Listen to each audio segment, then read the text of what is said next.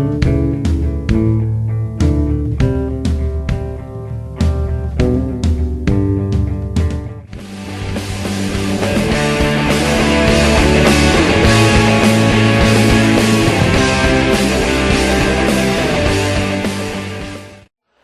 hi, I'm Quark Henares, and I'm the last speaker for the Whynot forum.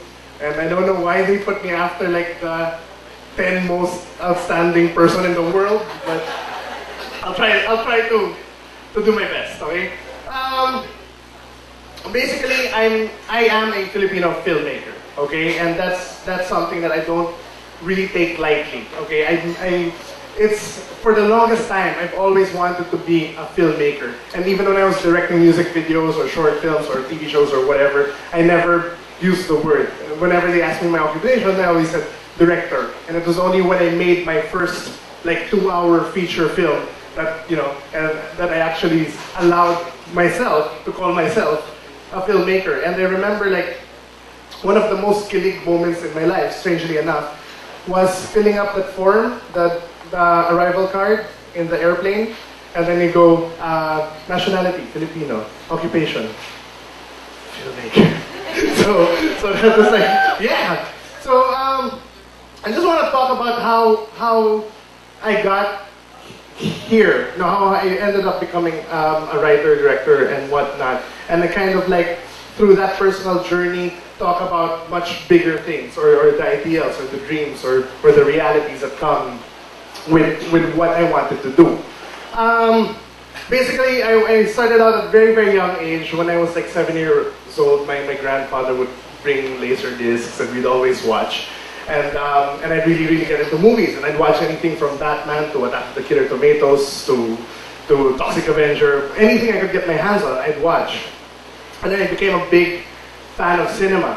But I think one of the big turning points was when I was 11 years old, and my dad came and he brought a laser disc of a movie called Eraserhead. Now, has anyone here seen the movie Eraserhead? Yeah!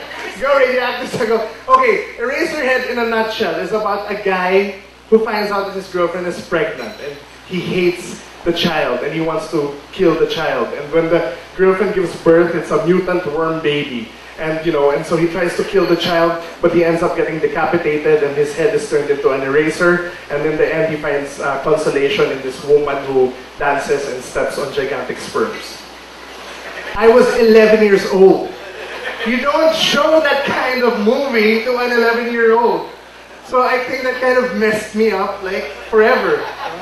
And I think it was Eraserhead coupled with like all the comics and other stuff that I was reading that I thought to myself, okay, I want to dedicate my life to telling stories. And I didn't know what medium yet, okay? So I wanted to be a DJ at one point, and then I wanted to be a writer, then I wanted to be a columnist, and then I wanted to be, and then I thought, oh, okay, a cartoonist, that's cool, a cartoonist. So I'd make little comics in school. And what happened was I made a comic when I was in high school about my religion teacher's wife having an affair with the math teacher. And my religion teacher caught me drawing it in class, and I thought I'd get suspended or expelled, but then he tried to start a fight with me. Like, And I think that was the end of my comic career after that. And it was, I think when I was third year high school, that I saw Pulp Fiction. And to quote the movie, that was my moment of clarity. Okay, Pulp Fiction. That's when I decided, oh my God, this is the medium I want to work in. And the reason I decided to be in film was that, you could see all of the cast and the crew and all the people involved having such a great time making the film. And then you could see that, like when watching it with other people, you're kind of like a collective. You're experiencing a work of art en masse.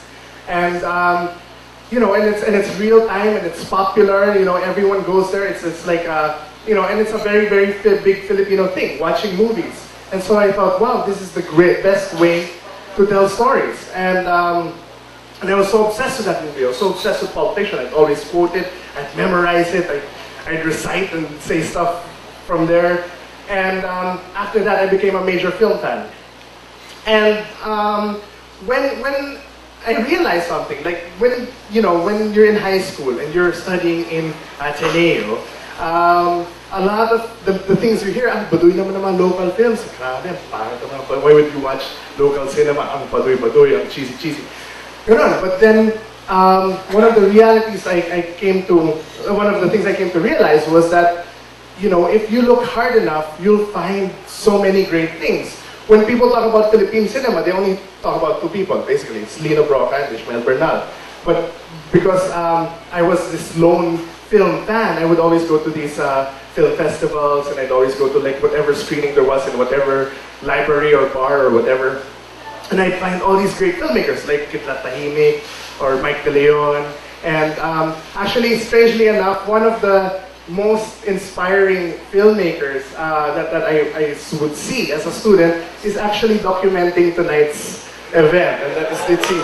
I don't know why she's not giving the talk, because she made great films like Riles and Bunso and Minsan Lang Sila Bata, which kind of opened my eyes to a lot of realities here. But then, so since I was in high school, I was always working on this one script in my head, as ever since I was like third year, and since I was a high school student and I was a teenager and I was messed up watching Eraserhead at the age of 11.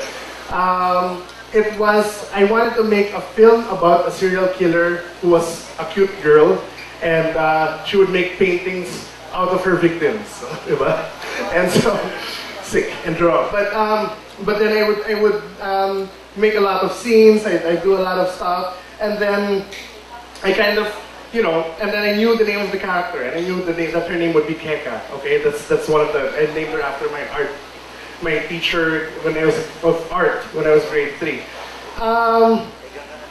And so we went to college, and every opportunity I'd get to make a film in college, I would take. Like whether it was like a biology project or anytime there was like a communications thing. I wasn't a communications student, but I'd always sit in. And I ended up making something. I ended up like being the friend of Mark Abaya, who's the son of Marilu Diaz Abaya. And I befriended him so I could enter his mom's class. And I made a film called A Date with João Mapa. And I think that was yet another eye-opening moment for me, because when making A Date with João Mapa, and you're suddenly finally watching your film with a big group of people, and you find them laughing at the right places, and you find them reacting in ways you didn't expect. That was like one of the greatest days of my life, one of the most rewarding things I ever experienced. Making that and viewing that with an audience. So that solidified my need or my dream more to become a filmmaker. The funny thing is, where's Lourdes? Lourdes De Vera, from Radioactive Sago project, goes up to me and then he goes, "Pare, sali ka sa palangka." And I'm like, "Hindi pare, hindi ako marunong magsalat." Hindi, just don't worry. Join one act play or teleplay, and it's in the bag, man. No one joins that thing. So I'm like, okay. I entered, and I won! Yeah! So thank you, Lord. And so, because of that, Viva Films wanted to get me as a writer, okay? And by that time, I was already making music videos because I managed a lot of bands when I was in college, and I said, I'll manage you if you let me direct your music videos. So eventually, I collected on that debt, and I made their music videos.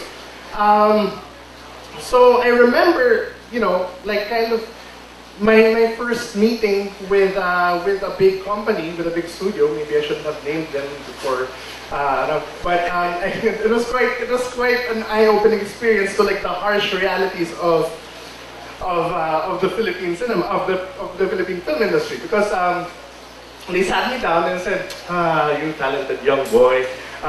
Guess what? You're either gonna have to make one of two films. One, you're gonna have to make one with a superstar like Jolina or Julianne, so that we're sure it will make money. Or two, you will have to make a bold film." Now, of course, you know what a bold film is. So I'm like, ganun ba yan? Okay.